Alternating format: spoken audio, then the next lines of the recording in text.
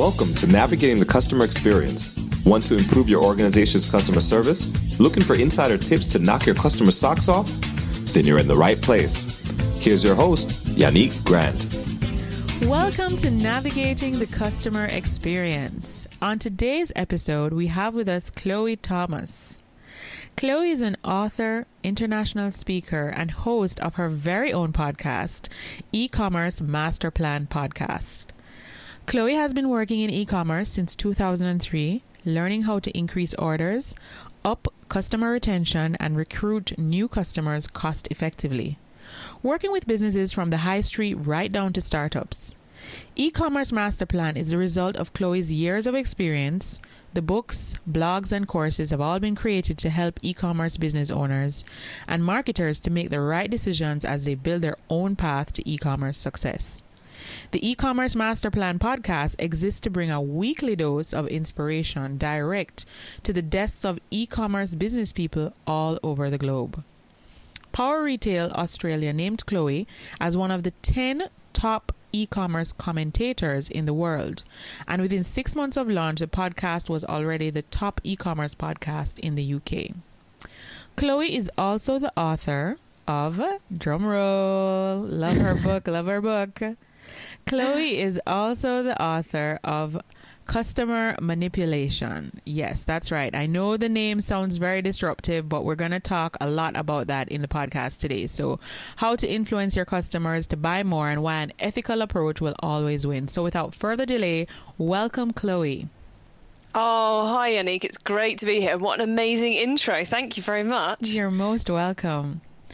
So we normally like to give our guests the opportunity to share with us a little bit about themselves, a little bit about their own journey before we actually get into the questions surrounded around our conversation in the podcast. So could you share with us a little bit about that?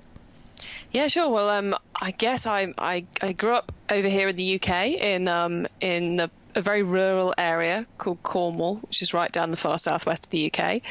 Was lucky enough to get into Oxford University, and from there was lucky enough, you could say or you might not say, to get a job at Barclays Bank, working in marketing, and quickly realised that smaller businesses were the way I wanted to go. So I left the very large bank and started off working in retail for a high street retailer in the UK. And that really sparked my love of data and marketing and how you can improve results and optimize and all the rest of it. And over the last, 13 years now, I suppose, that's been honed until 4 years ago, I launched eCommerce MasterPlan. And 4 years and 4 books later, here we are. Wow, awesome. So how do you feel about customer service in the UK? I think we're okay at it. Mm-hmm. We're nowhere near as amazing as it is in America. I'm not a massive shopper, I don't have a house full of clothes and shoes and all the rest of it. But one of my favorite things to do in America is just go to a big mall, find a nice department store, and just wander around until someone goes, "Can I help you?" And you're like, "Yes, you can." Nice. We're going to try on everything. And it's just such amazing the way they care about you and the way barmen and bartenders in general just look after you. I think there's very much more of a customer service ethic in the US because I think it's more valued as a job in the, kind of the hospitality and the retail sector and the hard front there. But in the UK e-commerce sector, it's been really heartening over the last 12, 18 months or so to hear everyone from the smallest to the largest of businesses be talking about how important it is to listen to the customer and to deliver what the customer needs. And that's a real turning point because up until then, our conferences were just full of bright, shiny, exciting new pieces of tech and clever marketing campaigns. But now everyone's talking about the customer, and I think that's a real benefit. Good. So there's actually like a paradigm shift in terms of how people are being more adjusted to customer experience. Very much so. And I think it's because it's almost like the industry's come of age. We're no longer in that early adopter stage. We've now moved into kind of more of an early majority, at which point you've got to stop trying to be bright and shiny. Look, we've got an online store. Isn't it exciting? Just doesn't cut it anymore. You've just kind of got to go, we're great at what we do. This is who we are. This is why you should buy from us and why you should buy our products, which is just so much more powerful and a relief, quite frankly, because it's far more interesting for me. So I know you focus primarily on e-commerce, correct? Yeah. Could you share maybe with us maybe one or two companies that you really admire in terms of they're doing it well and they're doing it well over and over again? Oh man, okay, I'm going to give you a couple of crazy different ones because I expect everyone's expecting me to talk about Amazon and Zappos. So I'll resist the urge to do that, and I'll tell you about two rather cool small businesses or smaller businesses that I've had who've actually been on my podcast, which kind of I know a bit about them. I can talk about them with a bit of knowledge. The first is an American business called Project Repat, who turn T-shirts into blankets. So they take all your old college T-shirts or something, cut them up and sew them into a blanket and send it back to you, which is a really nice idea for a product. But as I imagine some of your listeners are thinking, oh my gosh, there's a lot of barriers to the customer wanting to do that. You know, it's like your precious memories you're putting in a box and sending into the postal system for someone to cut them up. It's like, oh my God. So I really like what they do because they've really nailed the one of the most powerful ways in e-commerce of helping customers through that, which is to gather the email address as quickly as you can and then to build a phenomenal welcome sequence. So I think what they're doing is just absolutely fascinating on that real clear focus. And their welcome emails are things of beauty if you well, they're not that pretty, but they're things of beauty if you want to understand how to really help the customer out and really listen and respond to what the customer's worried about. And then the other one is a UK business called Miso Tasty, which sells miso soup, of course, which I think is a brilliant business name. And Bonnie and her team spent a lot of time getting the product right. And they realized they were going to be bringing a new flavor sensation essentially to the UK because we don't, it's very much an Asian flavoring that we're not that used to.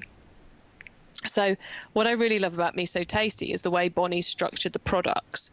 So she's reduced the barrier to a customer buying, the risk of, I've got to spend £20 on buying this thing to try it out. Oh God, I don't want to do that. That's a bit difficult. I'll leave it. What she's created is a 2-soup pack that only costs £2 and that she can do free postage and packaging on. So for a customer to try out her product on her website, it only costs them £2. That's like less than the cost of a pint of beer. It's just amazing that she's thought about the customer journey in that way and has gone, right, the real barrier here is the price points. And people want to try this, but they want to try it simply. So she's done it that way. And I think that's another really fascinating business that I really like. Wow. I'm extremely intrigued by the one with the college T-shirts that they cut up and turn into a blanket. That's a very unique idea. Yeah, it's. I think in America, it's quite a common. It's much more common than it is elsewhere. In the UK, people look at me very strangely when I talk about this as a business idea because it just wouldn't work here. We just don't wear T-shirts to that extent. Yeah. But yeah. They've found a very successful niche. I mean, they're a very successful business. Very cool. All right. So two different types of businesses in two different markets who are extremely successful because they understand their customers and they're definitely using very, very great strategies that are able to be repeated over and over again. Because, one of the things I'm fascinated about is that you'll have a company that can give great customer experience, but maybe they do it just one or two times, but they're not able to repeat that behavior over and over again. And consistency, I believe, is the key to providing quality service. Oh, I totally agree with you. And I think, one of the things I find about customer service is that often people say customer service and they think about that call center that's down the end of the corridor. I think, that's customer service. It's like, no, real customer service encompasses the whole of the customer's experience with your business, whether they're having an experience with your business or not. it's that whole piece. It's everyone's responsibility to do true customer service. And that's what I like about those two businesses, is it's not about, waiting for someone to pick up the phone and say, how long do I have before I need to get the T-shirts to you before I have to buy again? They've listened, they've learned that, they've put it in the welcome email, so the customer gets that knowledge straight away without having to call up. Which, of course, there's a financial benefit to that, in the fact you'll get more conversions and it'll cost you less in people answering the phone.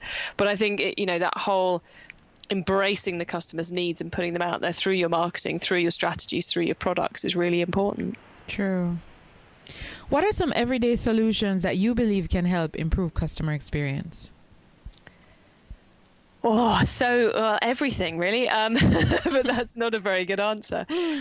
I think a couple of really, really simple tools for everyone listening would be usertesting.com, which is this fantastic site where you can go and just put up a kind of almost a job for someone of a certain segment of the population to take a look at your website and answer some questions. So you could put your website up there and say, buy a lawnmower or something. God, who knows where lawnmower came from, but buy a lawnmower. And then you get a video of that person trying to work out how to buy a lawnmower on your website and talking you through it. And it's such a great way, we all sit around and go, oh, I think we should do this website. Oh, I think we should do this with the website. But actually get some real human data on how someone who's never seen your business before is struggling with it. So that would be my first one, is usertesting.com. And it's great if you've been looking at your analytics and you find people are dropping off somewhere or they're not going to that page and you can't work out why. It's a great fast track to solving that problem. And then the other one I wanted to tell you and the listeners about is web chat services. When it pops up and says, "Can we help you?" Mm-hmm. That's one which in the UK is getting a lot of the big players in e-commerce are playing around with that at the moment and working out how best to use it.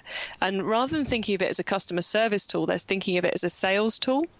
So when they notice places where people are getting stuck, they'll activate it and say, "Can we help you? What's happening?"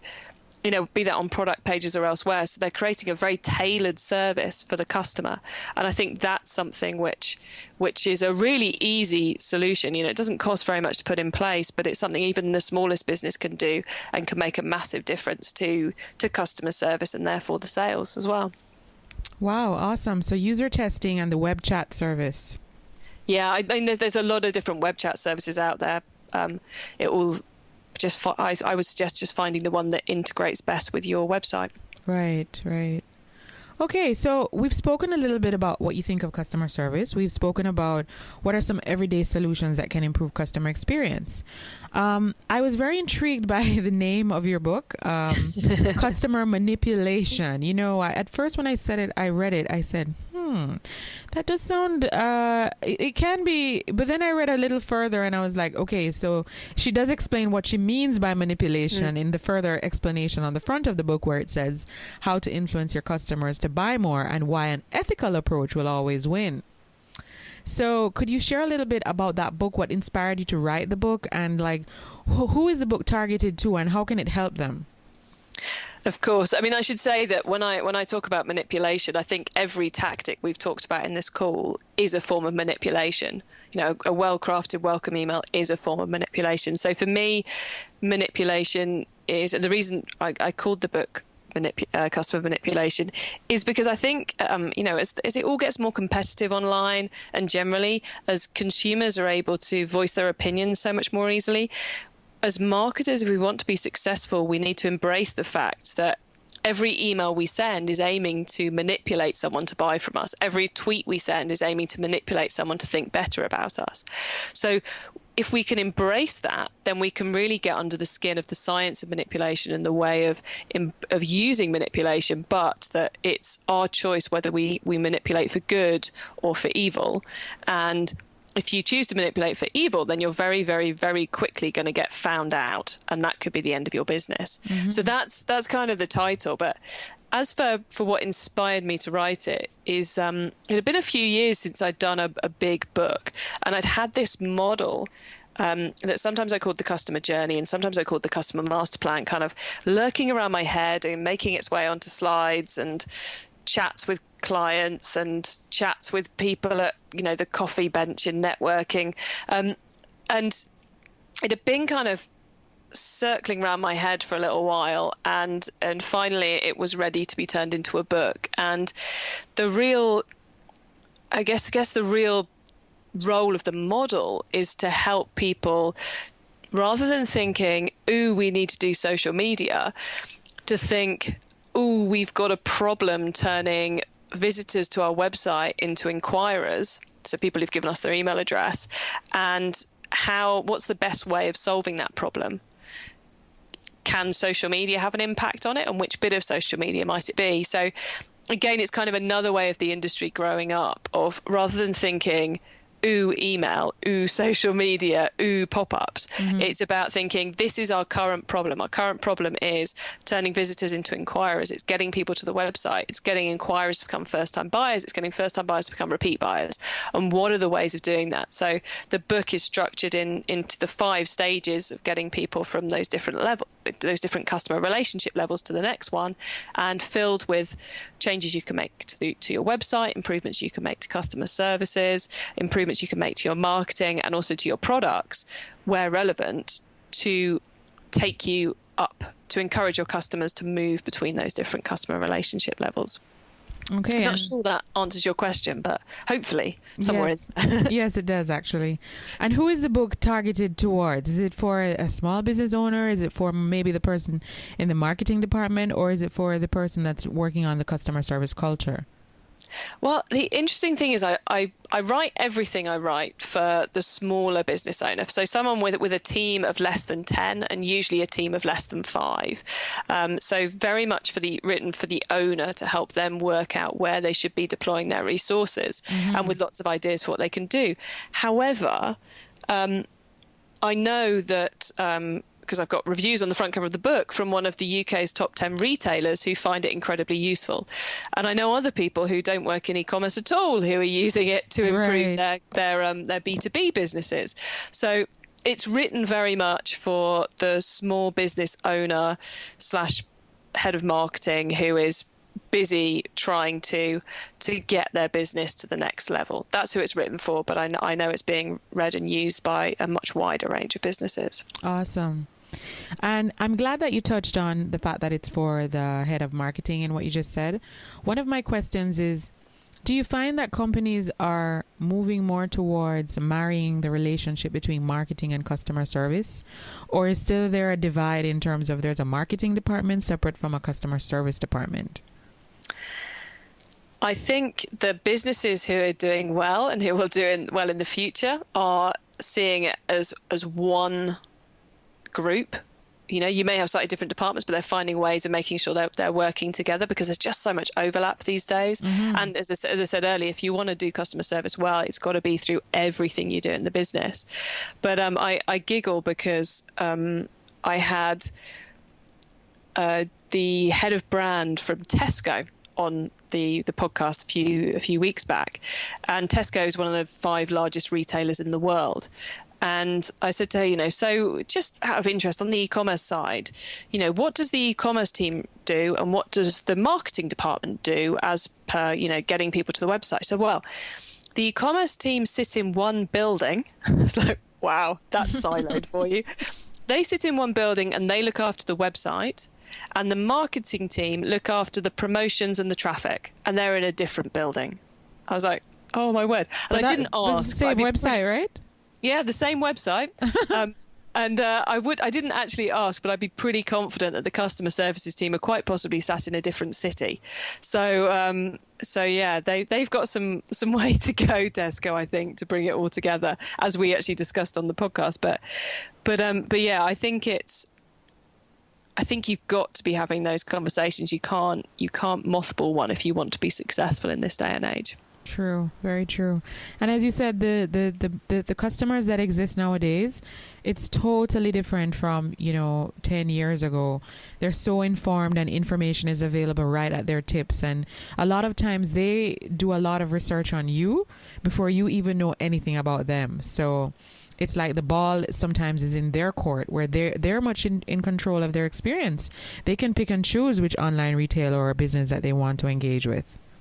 Oh, exactly. And it's something that kind of cuts across the whole model that's in the book, which is something I refer to as the conversation, which is every single interaction a customer has with your business throughout their lifetime, which includes their mate down the pub saying, "Oh, have you heard of that business? I've just had this great experience. They delivered it on time," or not. It includes someone talking about it on a TV show or in a magazine.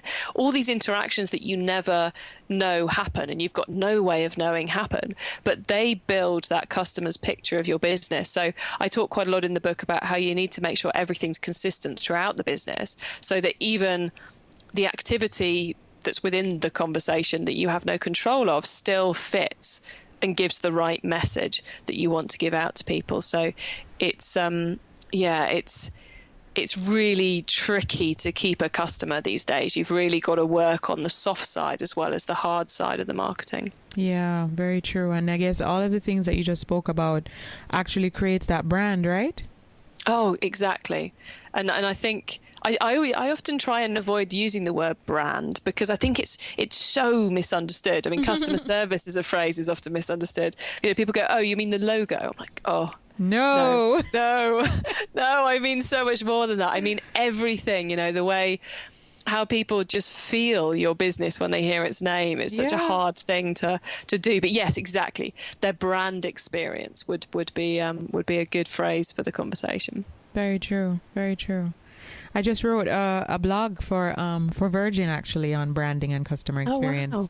That's why I actually mentioned it. And in doing my research, you know, it's, as you said, it's very few companies that don't see brand as just marketing, where it's vision. You know, they're looking at the visual, they're looking at the logo, they're looking at what the uniform the staff is wearing and what the website looks like. And it's so much more than that, because as you said, all of the things that happen in between, you know, when you call a company's name, what are the images that conjures up in that customer's mind?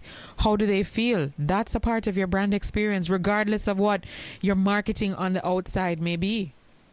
Oh, yeah, exactly. And if you've got a disconnect between your marketing and your customer service team and the quality of the product and the way your shops look, if you've got physical stores or whatever, or the way, you know, your sales reps look when they go out there, then you're going to have problems, because people are going to get disappointed or overwhelmed. And both can be a problem if that's not what the customer's expecting. True. Wow, I love it, love it, love it. So I'm really excited to read your book. You know, I'm so glad that you were able to share all of that with us. And I'm going to encourage all of the persons that are listening to this podcast to head out over to Amazon and purchase a copy of Chloe's book, Customer Manipulation. It's available on Amazon, and be sure to write her a review on Amazon as well if you really, really love the book, and share it with persons who you know. They could be a business owner, they could be in marketing. If you think that it's a book that will help them, be sure to share it. Don't keep the information to yourself. Oh, thank you. That's very kind. You're welcome.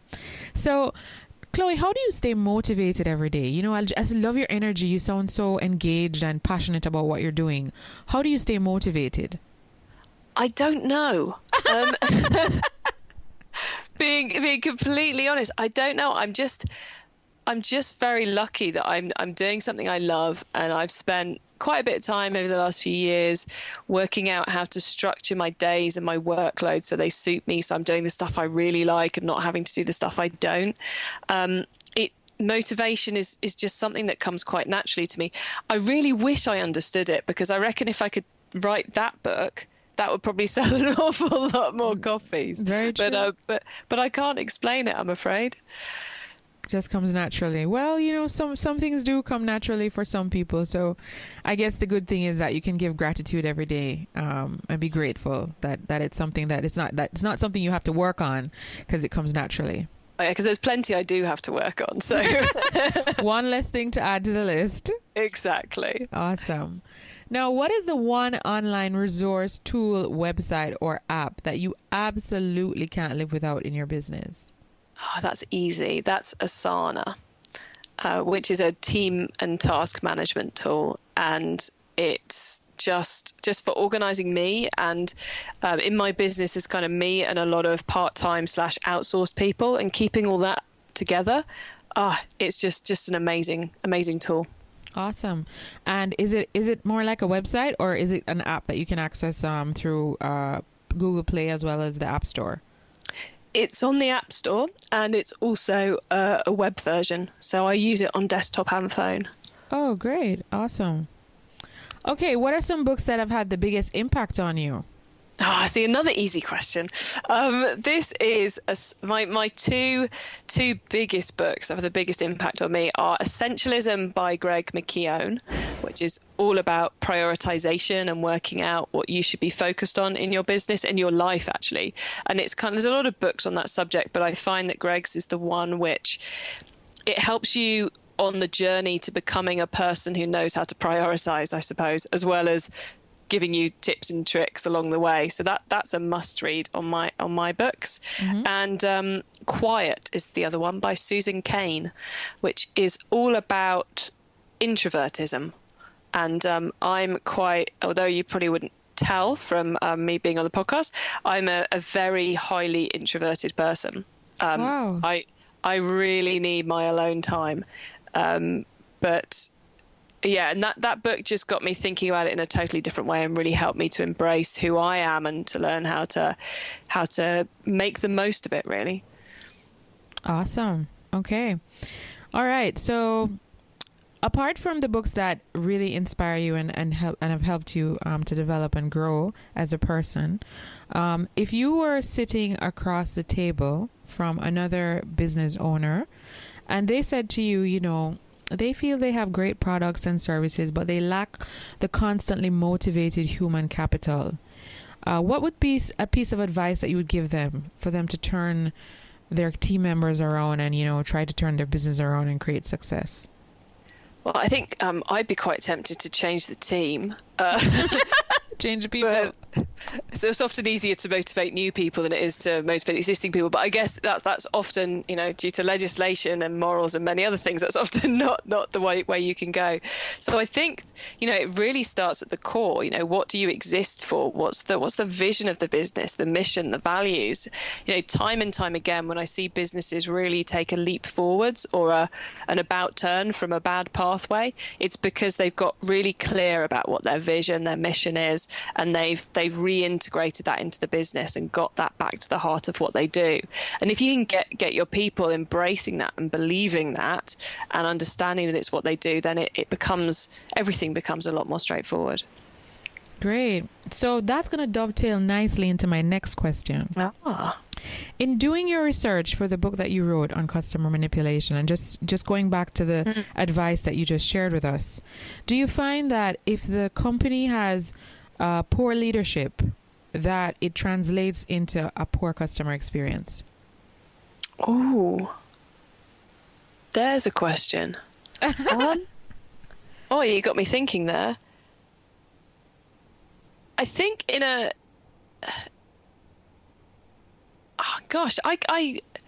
see all the examples I've got in the book are companies with good leadership.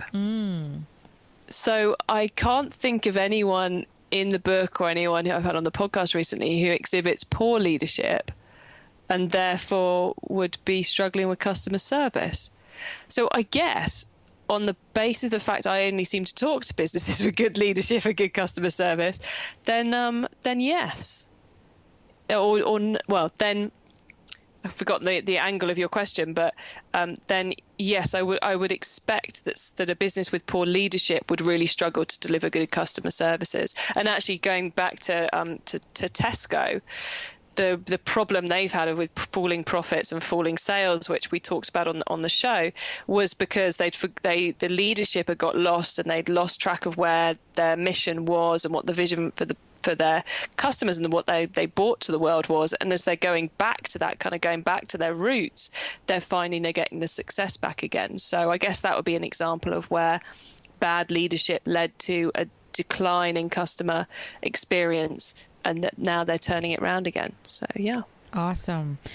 So the reason I ask is because as a customer service consultant and as a customer service trainer, I found that regardless of, where the business originates from and where they operate, whether it's brick and mortar or it's an online business, at the end of the day, if the person that's driving the whole process is not thinking of the customer in mind first, it's going to translate into the experience that the customer has, and not just the external customer that's interfacing with the product, but even the internal customers who work for the company, or vendors who have to supply products and services in order for you to supply your service. So everything is driven from the top. And that's why I asked you that question, because you could give a business owner advice like the one you gave, but if they themselves are not in that place to understand what that advice means and translate it to their team or into their business, then the problems that they're having will continue to, happen. Oh, completely. You've got to have some at the top who can see the future, who can see how things need to be put together and how things need to be delivered, and to be able to bring everyone together. Otherwise, it becomes uncohesive. I'm sure there's a better word for that than that, but it becomes uncohesive. Right. And then you're not going to get that brand experience that you're looking for. True. All right. What is the one thing that is going on in your life right now that you are really excited about? Something that you're either working on to develop yourself or your people? Well, as we talk, I'm currently in one of my favorite times of the year, which is when I don't have to travel for conferences for a few weeks. So I'm rather sadly, I'm really excited about analysing lots of data and doing lots of reports to work out what the next thing I should do is. Because I'm currently weighing up some options of basically of what my customers need me to produce next, in terms of, should it be an online course? Should it be a mastermind group? Should it be a membership site? I'm not sure yet, or maybe even another book. So that's what I'm kind of super excited about at the moment, is diving into all that data, doing some great surveys to really work out what the customers want and build that for them, probably for launch in January, I reckon. But yeah, that's my current project. Wow, that's awesome. Okay, so if our listeners wanted to keep posted as to what your next project is going to be so they can continue to follow you, how can they find you online and be a part of that conversation? Well, the best thing to do is to head over to eCommerce.masterplan.com, and there you will find various freebies we've got. And if you sign up for any of those freebies, you'll probably get presented with a survey to help me make my decision, which is quite cool. And there you can also find out all my social media contacts and all the rest of it. And the best way to get hold of me is usually either LinkedIn or Twitter. So yeah, you'll find all the links there. Great. And on LinkedIn and Twitter, you are Chloë Thomas? Yeah. I think, I don't know what my LinkedIn URL is off the top of my head. My Twitter is Chloe_ECMP. Okay. But yeah. It's all linked to from the Contact Us page at eCommerceMasterplan.com. Great. Okay, well, before we wrap up our podcast interview with our guests, one of the things that we like to do is ask our guests, what is one quote or saying that when they're stumped with something that, blocks the road for them, or a challenge that becomes a little bit unforeseen, something that they didn't expect, what's one quote or saying that you would just kind of re-envision in your mind and say over and over to kind of get you refocused? Do you have any of those? I do. It's I think it's one that I came up with. Or certainly I'm claiming it anyway, which is very simply, keep optimizing, which for me just reminds me that if this hasn't worked, then that's okay, because we're just going to optimize it. We're going to learn and we'll move forwards. Or if I'm, trying to make something far too perfect before putting it live, which is another one of my problems, I would just say, no, remember, Chloe, keep optimizing, and it's okay to put it live now. You'll see what the feedback is, and then you can make it better later. And I actually have in my spare time, I do cross-stitch tapestry, and I've designed this piece which sits on my staircase. So every time I walk down the stairs, my office is upstairs and my kitchen is downstairs. Every time I walk down the stairs, I see keep optimizing, just to remind me that nothing's ever finished, and that you just have to keep moving forwards. Wow, I love it. Awesome. And then you've created something that's visual that can help you remember as well. Yeah, every time I go down the stairs. That's bang. Awesome. Awesome. Okay, well, thank you very much, Chloe, for taking time out of your busy schedule today to sit here with us and share a little bit about your book, a little bit about yourself, a little about your journey and all the things that you're doing. I know that for our listeners that the information that you shared with us has really helped them. And I encourage them, as I said before, to, hop on over to Amazon and purchase that book, and also to connect with you through your website. So again, thank you so much. We really appreciated having you on. Thank you, Yannick. It's been absolutely awesome to spend this time with you and talk to your listeners. So thank you very much for having me on the show. You're most welcome. So we just want to remind you guys that you can head on over to Twitter and follow us on Navigating CX. You can also join our closed Facebook group, which is called Navigating the Customer Experience Community. We'd really love to see you over there. So if you're listening to this podcast and you want to hear more stuff, you want some great sayings, some great quotes, some great ideas, tools, apps, we share all that wonderful information in that community. So it's for our past guests, it's for our listeners, and it's for anyone who has a passion for customer experience and, business growth and personal development.